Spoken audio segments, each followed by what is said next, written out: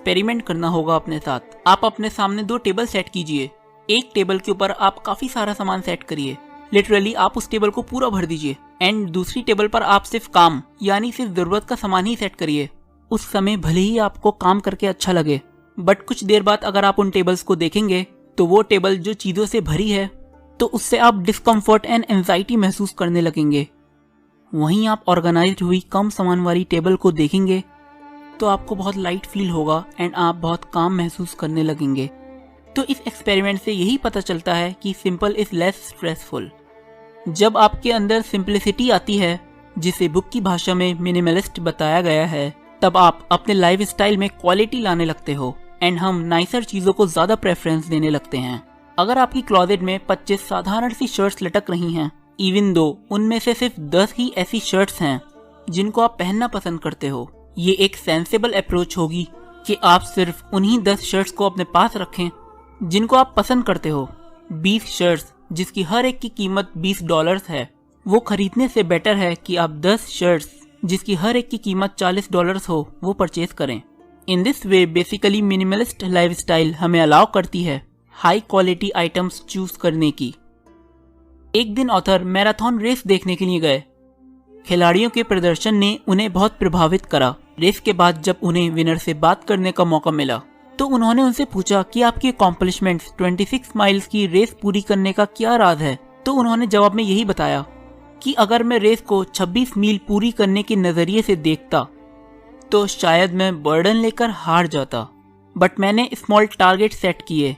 जब हम अपने मिशन को स्मॉल टारगेट में बांट लेते हैं और फिर एक एक करके जब टारगेट पूरा करते हैं तो अपनी मंजिल पर कब पहुंच जाते हैं कि कभी कभार खुद भी पता नहीं चल पाता।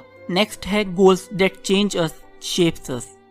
हमारे गोल्स हमें हर दिन शेप करते हैं और उसी वे में अफेक्ट करते हैं जैसे हम लाइफ को जीते हैं।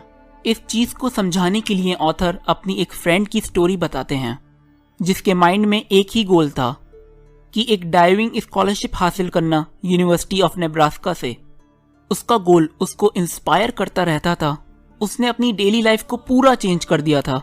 उसने अपनी ईटिंग हैबिट्स पूरी चेंज कर दी और अपनी नॉर्मल डाइट को भी सैलेड से रिप्लेस कर दिया था। वो अपने आप को लेके बहुत कॉन्शियस हो गई थी। स्कूल के बाद वो घर जाने की बजाय वो घंटों स्विमिंग पूल में डाइविंग प्रैक्टिस करती थी। वो उठते सोते हर टाइम डाइविंग के बारे में सोचती रहती थी। बट ये सब सिर्फ मार्च तक था, जब डाइविंग कंपटीशन के रिजल्ट्स डिक्लेयर होने थे, जहां उसको ये पता चला कि आखिर उसका सिलेक्शन नहीं हो पाया। एंड ओवरनाइट उसकी लाइफ चेंज हो गई। वो सडनली ज्यादा टाइम स्पेंड करने लगी अपने दोस्तों के साथ। सैलेड्स की जगह वो चीज बर्गर एंड सोडा ज्यादा कंज्यूम करने लगी। वो पहले से और भी अलग बन चुकी थी। दोस्तों, हमें ध्यान रखना चाहिए कि हमारे गोल्स एंड डिसीजंस हम पर हावी तो नहीं हो रहे। बुक सिंप्लीफाई के एंड में ऑथर ने एक और इंस्पायरिंग स्टोरी से इस पूरे बुक की पर्सपेक्टिव को समझाने की कोशिश करी है। एक दिन की बात है कि एक फिशरमैन यानी एक मछुआरा समुद्र किनारे बैठा था अपनी फिशिंग पोल के साथ। वो वहां आराम करने आया था। तभी एक बिजनेसमैन आया और उस मछुआरे को देखा और ये सोचने लगा कि ये फिशिंग करने की बजाय कहीं और मेहनत क्यों नहीं करता ताकि ये अपनी लाइफ को अच्छा बना सके। उस बिजनेसमैन ने आगे बढ़कर फिशरमैन से यही बात बोली कि बीच पर पड़े रहने से अच्छा है कि कोई काम करो। बदले में फिशरमैन ने जवाब दिया, इससे मुझे क्या मिलेगा? तो बिजनेसमैन ने जवाब दिया कि तुम उससे पैसे कमा सकते हो, जिससे तुम अपनी एक बोट खरीद सकते हो। इससे तुम ज्यादा मछलियां पकड़ सकोगे। फिशर ने फिर वही जवाब दिया कि ये सब करने से मुझे क्या मिलेगा? बिजनेसमैन अब इरिटेट होने लगा था मछुआरे के वही एक जवाब से।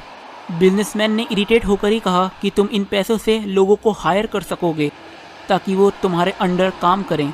फिशरमैन ने फिर वही जवाब दिया कि इससे मुझे क्या मिलेगा। बिजनेसमैन अब गुस्सा हो गया और चीख कर बोला कि क्या तुम्हें समझ नहीं आता कि काम करने से तुम इतना पैसा कमा लोगे कि फिर तुम्हें कभी अपनी लिविंग के लिए परेशान नहीं होना पड़ेगा और फिर तुम आराम से टाइम स्पेंड कर सकोगे समुद्र किनारे। फिशरमैन मुस्कुराया और फिर बिजनेसमैन को देखते हुए बोला कि आपको क्या लगता है कि मैं आपके आने से पहले क्या कर रहा था? ये सुनकर बिजनेसमैन चुप हो गया। दोस्तों, इस कहानी से ये पता चलता है कि खुश रहने के लिए किसी वजह की ज़रूरत नहीं होती। दोस्तों, आई होप कि आज आपने इस वीडियो से कुछ सीखा होगा। पसंद आई तो लाइक कीजिए, इसे शेयर कीजिए। अगर आप नए